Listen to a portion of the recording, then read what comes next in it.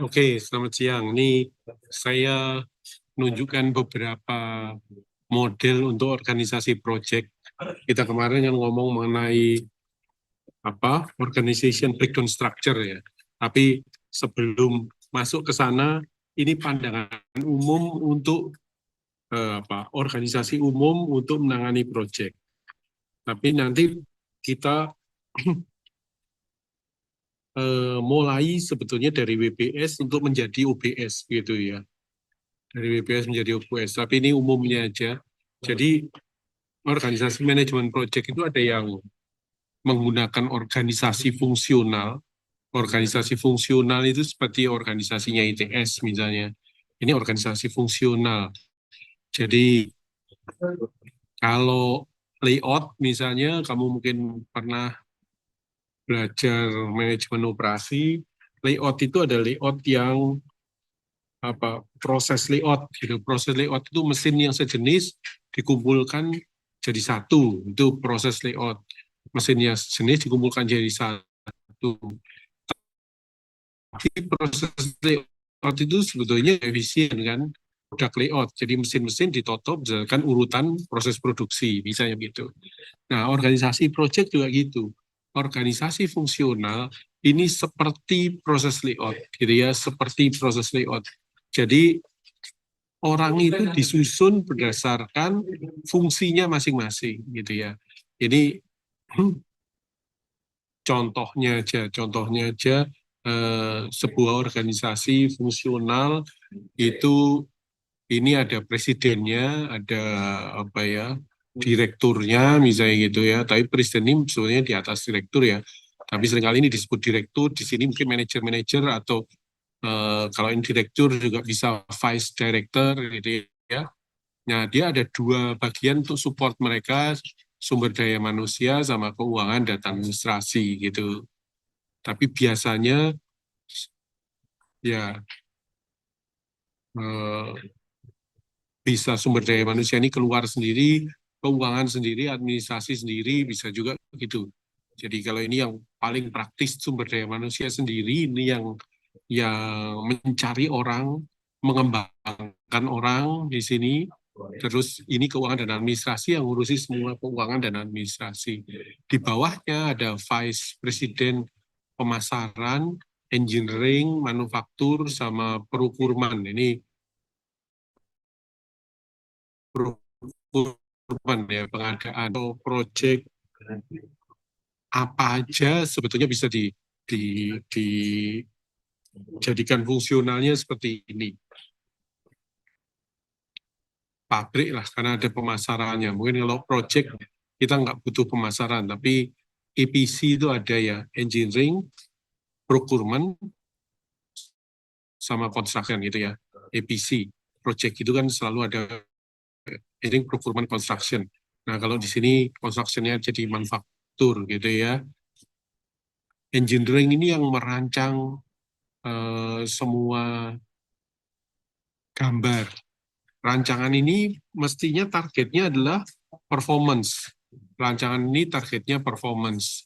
Jadi dalam proyekmu tadi, misalnya kamu membangun kilang minyak gitu ya, maka ada spek minyak mentah yang masuk kilang ini seperti apa. Terus setelah itu kamu punya tujuan kilang ini mengubah minyak mentah ini menjadi produk apa saja. Nah, dari itu plus jumlah minyak yang harus diproses dalam 1 tahun, kamu bisa merancang kilang minyak gitu ya. Ya, biasanya kalau ngerancang kilang minyak itu nggak cukup anak mesin, biasanya tambah anak tekim gitu ya. Mesin dan tekim mestinya bisa merancang kilang minyak misalnya gitu ya. Nah, di sini semua rancang bangun ditaruh di sini. Kemudian setelah gambar ini jadi, dicek semua, dihitung apakah dengan gambar ini disimulasikan, apakah bisa menghasilkan produk sesuai yang diinginkan dengan efisiensi sekian. Kalau semua hitungan masuk, gitu, maka kita masuk proses fabrikasi. Fabrikasi ini construction atau manufacturing masuk di sini, gitu ya. Iya, tapi sebelum fabrikasi dilakukan biasanya kita harus beli-beli dulu kan, harus beli-beli dulu, bahan-bahan dibeli dulu, maka ada procurement. Makanya kalau kontraktor itu EPC, engineering, procurement, construction, karena procurement itu dilakukan sebelum construction gitu ya. Engineering dulu, terus procurement atau construction. Ya, di sini ditambahi satu pemasaran. Ini ya sebetulnya mungkin ini bukan disebut pemasaran, mungkin kalau di project disebut apa ini? Ya, hubungan stok, hubungan dengan stakeholder misalnya gitu, karena itu kadang perlu juga ya. Tapi ini ada masalah nih organisasi fungsional. Kalau kamu mungkin buat organisasi di mana-mana, kebanyakan organisasi itu fungsional seperti ini. Tapi sebetulnya organisasi fungsional ini bukan organisasi yang terbaik ya, kurang cepat biasanya, lambat prosesnya. Kenapa lambat? Karena misalnya engineering mau diskusi sama procurement, ya dia harus lari dulu ke atas sana, masuk ke sini. Lari ke atas sana kadang nggak bisa, harus presidennya mendamaikan gitu ya. Kalau di ITS ini misalnya WR1 sama WR2 berbeda pendapat gitu kan, nggak langsung bisa ketemu, harus ke rektor dulu, itu organisasi fungsional. Karena WR1 tugasnya sendiri, WR2 sendiri, WR3 sendiri gitu. Nah, nanti kalau WR1 sama WR3 beda pendapat, beda lagi gitu. Jadi lambat organisasi fungsional ini, nggak bisa cepat ngambil keputusan.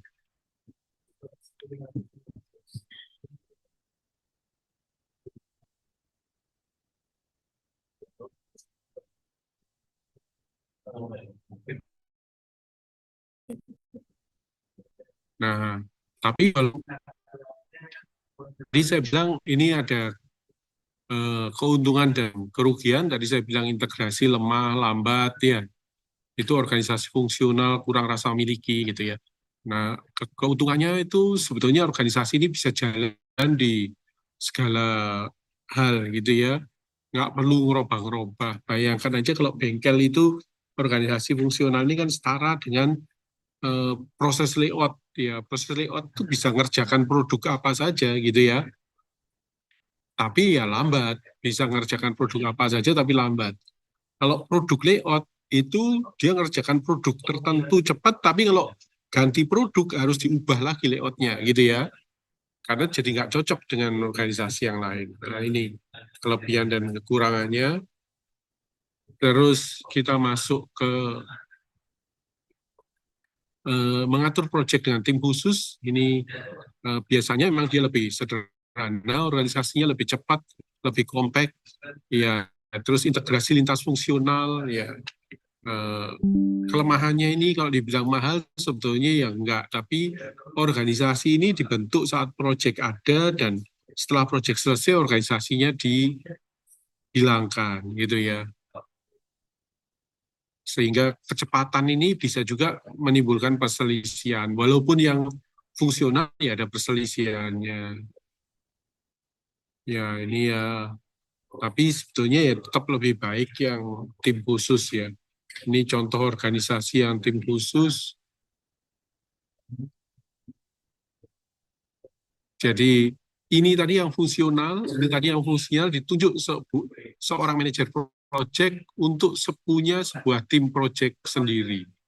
Itu ya. Ya kayak project saya ini Heti itu sebetulnya ini saya ditunjuk manajer project bentuk diri untuk berdeal dengan organisasi ITS yang total ini gitu ya. Jadi di sininya mungkin lancar, tapi nanti kalau putusannya harus ngambil ke sana itu yang jadi lambat ya. Itu yang tim khusus.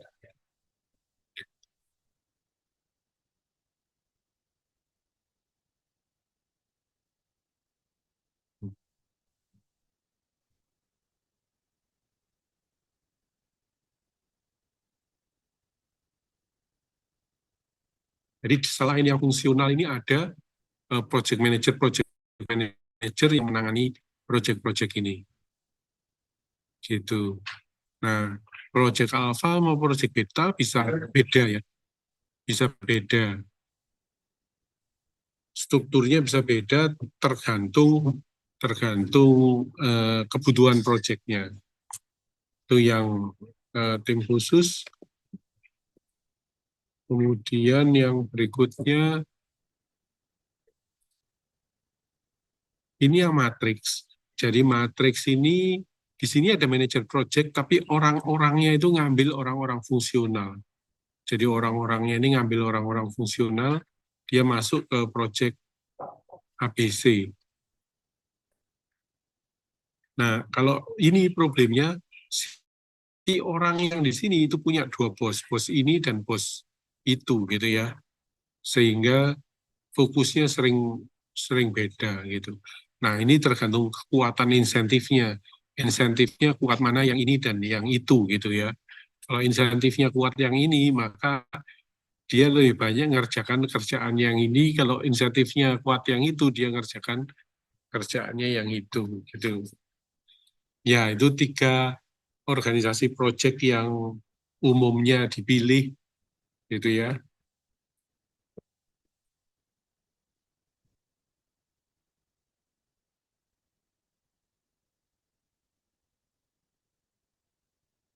Nah, matriks ini ternyata sini dibagi juga jadi tiga, ada yang disebut weak matrix, ada balance matrix, ada yang strong matrix.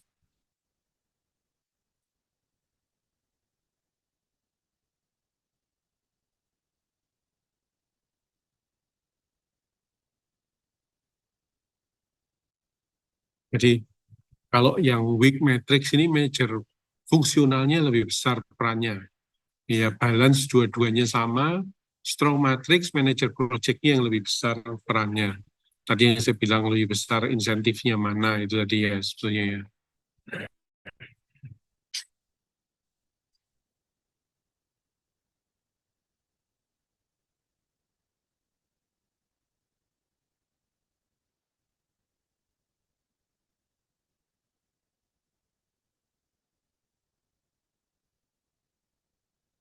Nah, ini yang organisasi yang circle, ini organisasi baru. Umumnya kalau di buku-buku, seperti di buku mana itu, manajemen rasi itu ya yang dipakai, ya hanya cuma dikenalkan tiga organisasi, terus ini ada satu organisasi yang disebut circle atau network gitu ya.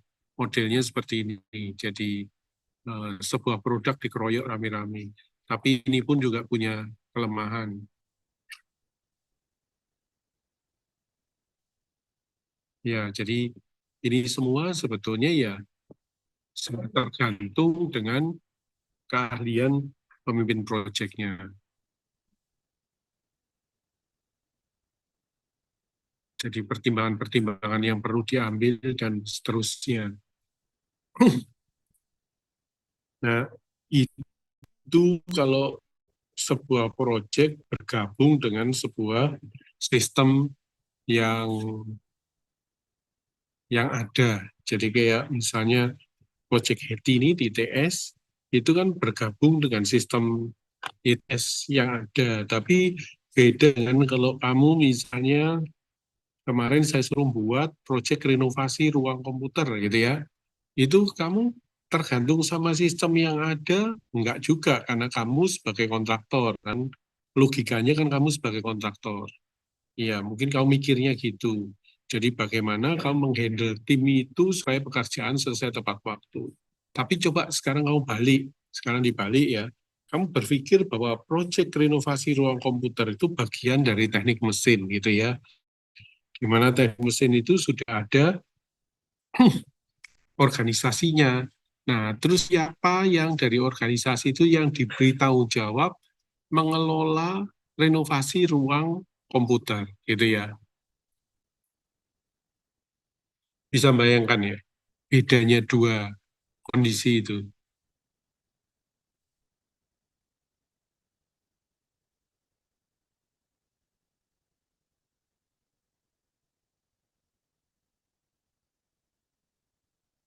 Ya, ini banyak teori-teori lah. Tapi paling nggak kamu tahu ada 4 model organisasi proyek Nah, kalau ini karena ngajarnya cepet-cepetan, saya juga mau nunjukkan ke kalian yang lanjutan kemarin. Ya, ini yang materi manajemen project MIT itu, yang kemarin kita sudah bahas bab 1 dan bab 2, ya owner perspective sama organizing for project management. Nah, tahap berikutnya ini adalah ini, design and construction process. Ya, terus setelah itu labor, material, and equipment utilization. Terus ada cost estimation.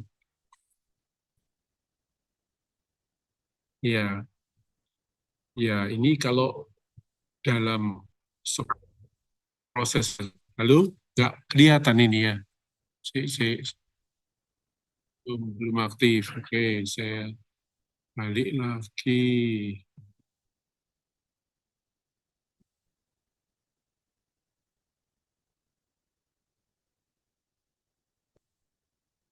Oke, sudah kelihatan ya. Ini bab 1-2 yang kemarin sudah kita bahas. Kemudian ini ada lanjut bab 3, design and construction process. Ya, terus ada labor, material, and equipment utilization. Terus ada cost estimation. Nah, ini 3, 4, 5 ini satu paket, nanti kamu saya share materinya. Ya, tapi dari judulnya kamu sudah bisa bayangkan apa yang akan dibahas di setiap materi situ. Ini saya share dulu aja materinya.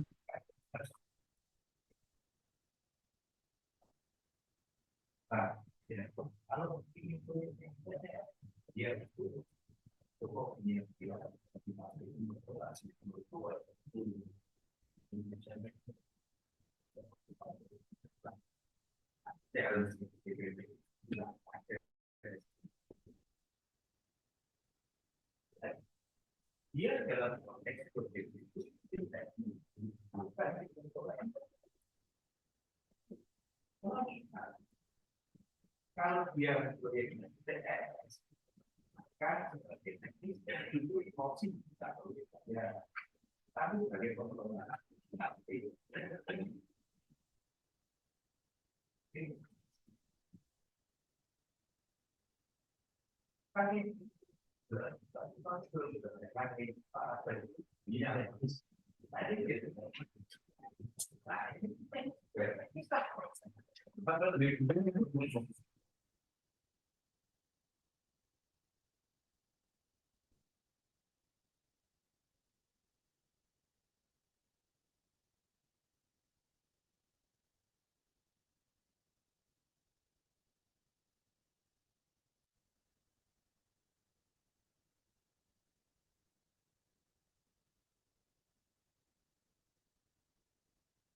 ya, ini chapter 3. Tadi chapter 3, 4, 5 saya share ke grup.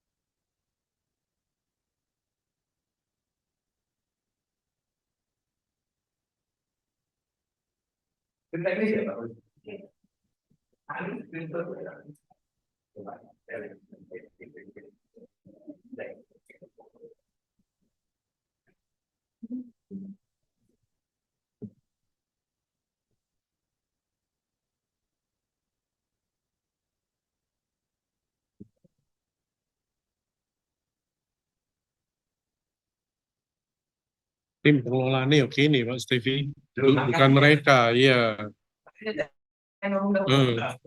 Kita, mereka teknis. Kalau itu proyeknya ITS, teknisnya dia sebagai pengelola IP, pengelolaannya dia bukan, makanya DKI tambahan SK.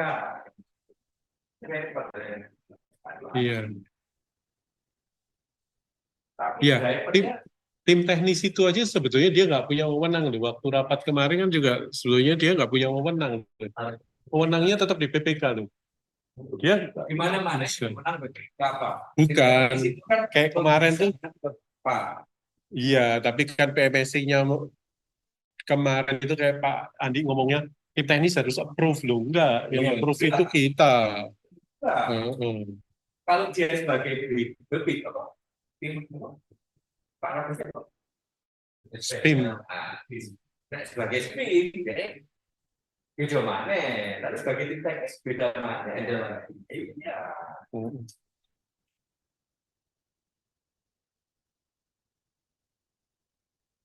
Dan SPIM itu sebetulnya juga karena ini dananya itu dana dikti sebetulnya yang nggak terkait Pak Jani. Pak Jani loh Pak, nggak terkait. Heeh. Apa itu? Dan ini kan sebetulnya hibahnya itu nanti kalau sudah jadi baru diserahkan ITS itu Pak. Iya. Heeh. Tapi kan kita merusui Pak.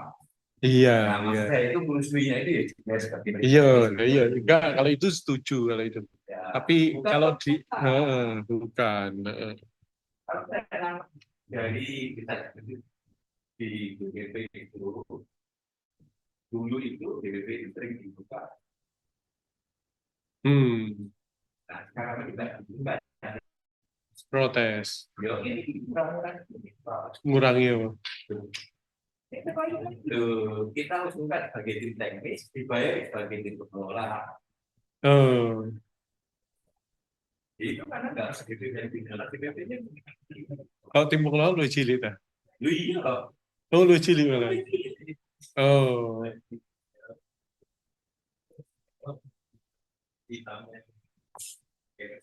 enggak, soalnya Pak Swadiku harus bayar sesuai itu deh. Kok aku jatuh muda, ngono. Kan PPK-nya bayarnya piro, tim tenisnya piro kan deh. Pikir itu 1,9 Pak usulanmu Pak. Loh enggak, saya bayarnya kan 1,8. Loh iya Pak. Loh, persetujuannya 0,8 Mas Devi. Takutnya gimana? Kita ngusulkan segitu tapi persetujuannya 1,8. Makanya dia Usulan kita itu disetujui, yang nggak disetujui itu karena Pak Wid menjabat maka iya, iya. 40%. Dan itu kan gitu juga kan. Jadi yang dipakai bukan 40%-nya, tapi standar yang betul. Kalau itu kan kondisional. Yang kedua yang nggak disetujui berdasarkan SK itu mulai Januari, tapi mereka nggak mau per Januari. Iya, iya. Tapi kalau totalnya itu tim teknis yang 65% itu sudah lebih besar, Pak. Oh iya, 65 sama 40. Iya, iya. Aturan tetap aturan. Kalau aturannya ada kan ya nggak jadi lagi. Ya, itu nanti aku pengen ngajukan per anggaran aja, Pak. Per tahun anggaran aja. Itu dulu kan di rata-rata honornya. Yang kemarin diminta loh, kemarin banyak Yang kan. ya nggak apa-apa, dihitung aja lah. Kalau mau seperti itu tidak apa-apa. Berarti ketika Bapak tidak melakukan apapun, tidak ada proyek, tak boleh bayar. Iya. Nah, aku tetap Pak gimana loh? Sing honorer PPK. Kata ini kan ada gitu. Lupa ya. Caranya Pak Martin itu harus dibalas dulu, dibagi 5 kali program. Sehingga proyek itu per bulannya itu dibilang negatif, maka Pak Wi dibayari per bulan. Pak Martin ngomong bahwa eksekusi itu tidak lebih berat daripada perencanaan. Itu perencanaannya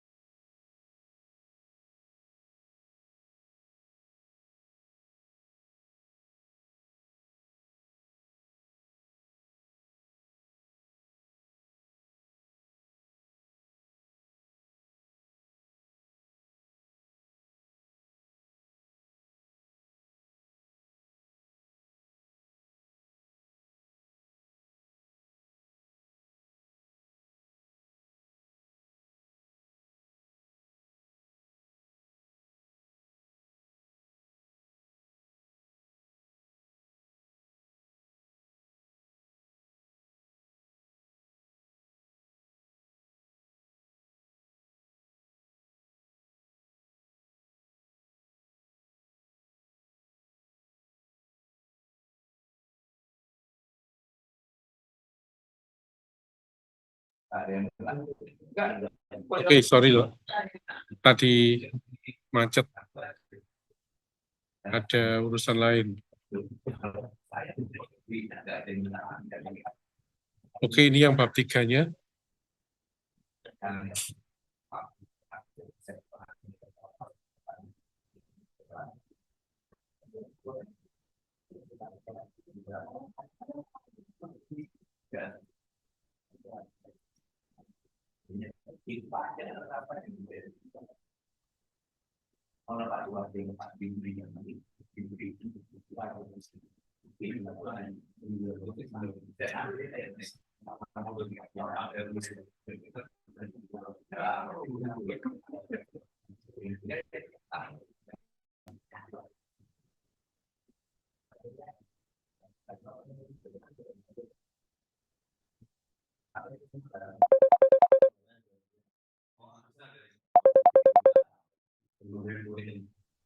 Oh yang ya, oh yang dipaku ya. Terus, turunnya ada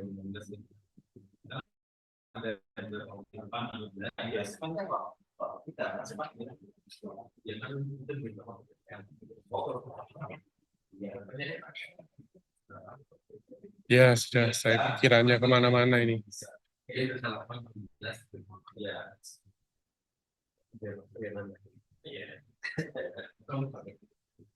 Ya, ini pembagian tanggung jawab untuk desainnya.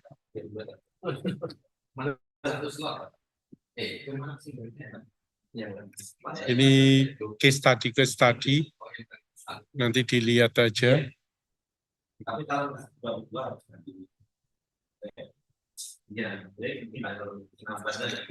Nah, ini tentang apa? Kalau ada inovasi atau teknologi baru, apa yang harus dilakukan?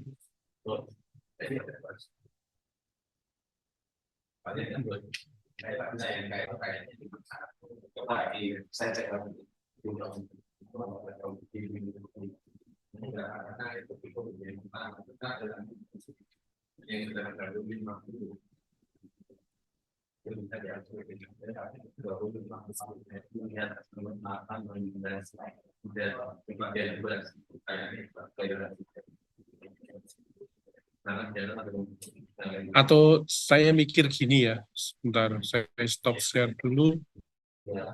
Saya mikir gini, kalau materi ini saya berikan ke kalian semuanya, materi akan saya berikan ke kalian semuanya, terus kalian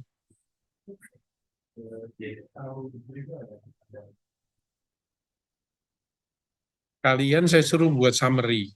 Jadi kan ada 20 orang ya. Ini kan chapternya ada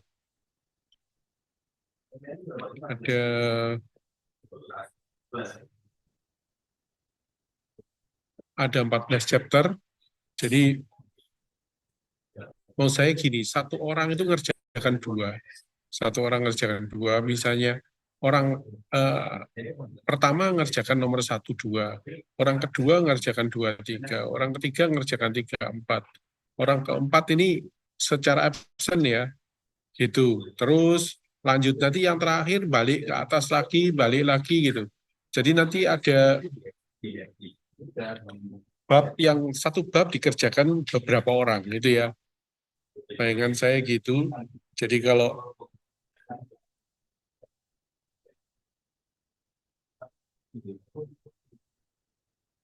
ya mungkin ada juga satu bab yang cuma dikerjakan 2 orang, tapi ada yang lebih dari 2 orang ngerjakan bab yang sama. Nah, masing-masing ini nanti saya ingin buat semacam ringkasan dalam bentuk PPT begitu, terus nanti dipresentasikan di kelas, Kayaknya itu lebih efektif ya. Kalau nggak gitu kalian nggak ngerjakan soalnya. Jadi saya buat begitu aja. Jadi ini akan saya share semua materinya. Ini bab 5, saya bab 14, nanti diatur seperti itu ya.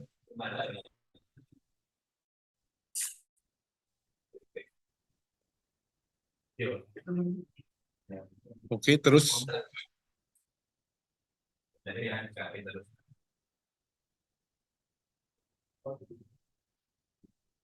Jangan itu boleh berapa ini.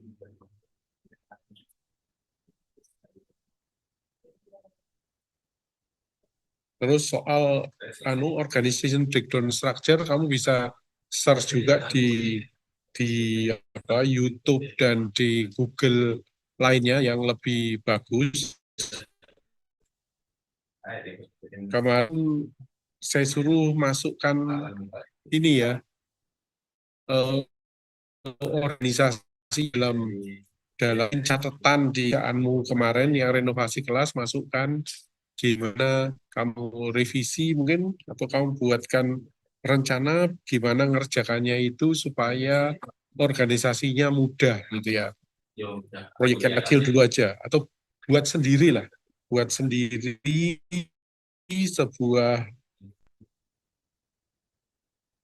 sebuah rancangan organisasi yang kira-kira bisa ngerjakan itu. Ntar nih saya posting semua aja.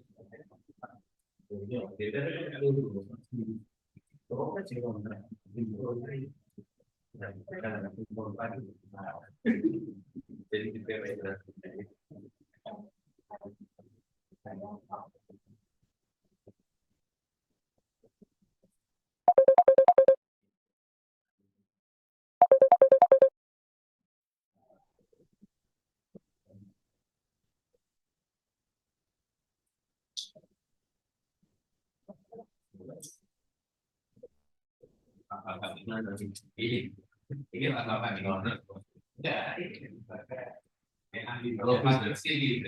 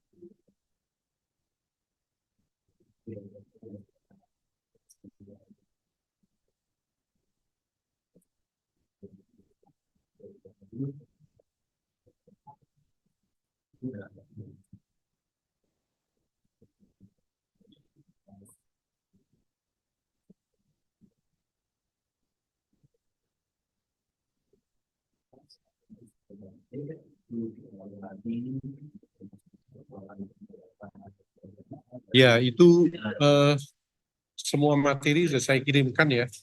Semua materi sudah saya kirimkan. Saya yang lupa sekarang adalah absen.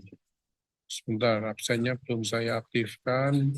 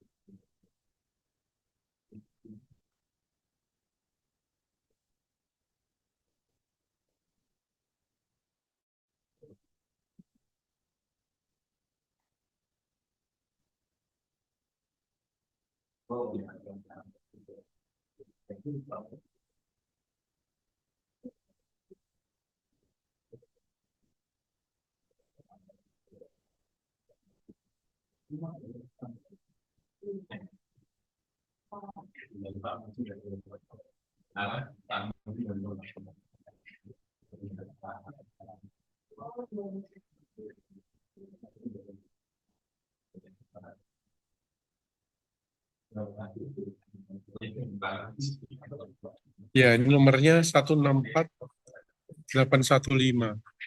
Sebentar.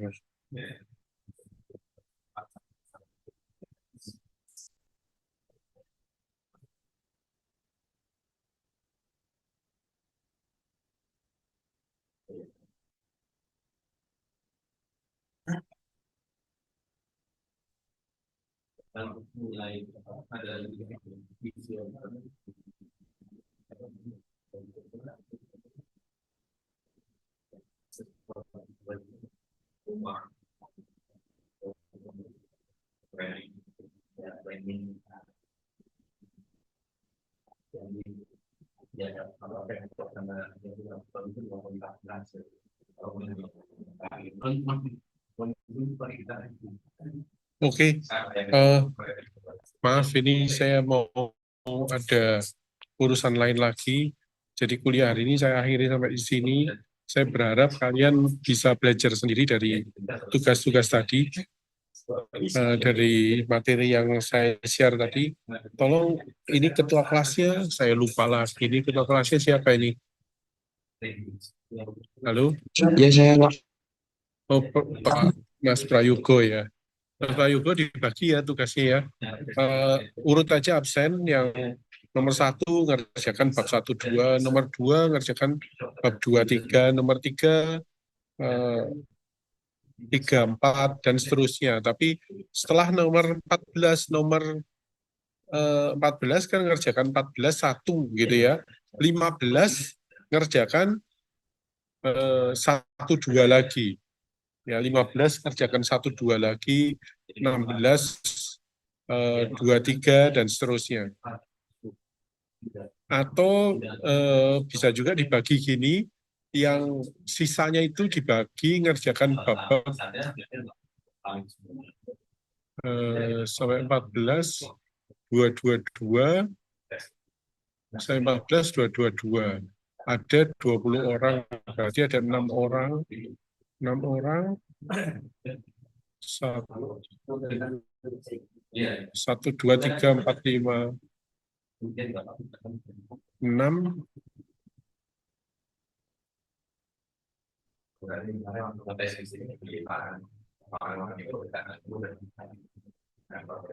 jadi gini, yang nomor 15 itu ngerjakan 1, 2, nomor 16 bukan 2, 3, tapi 3, 4 gitu ya, 3, 4, nomor 17, 5, 6 gitu, Mas Prayogo ya, bisa bayangkan Mas Prayogo? Iya bisa Pak. Bisa, ya supaya nanti jadi 3, 3, 3 gitu, nggak ada yang 4 ya. Kalau diulang kayak yang pertama kan ada yang 4, ada yang cuma 2. Ya harapannya semua dikerjakan 3 orang, nanti dipresentasikan. Atau dipresentasikan aja bareng-bareng biar bisa didiskusikan. Oke, gitu ya. Saya akhiri kuliah hari ini. Terima kasih.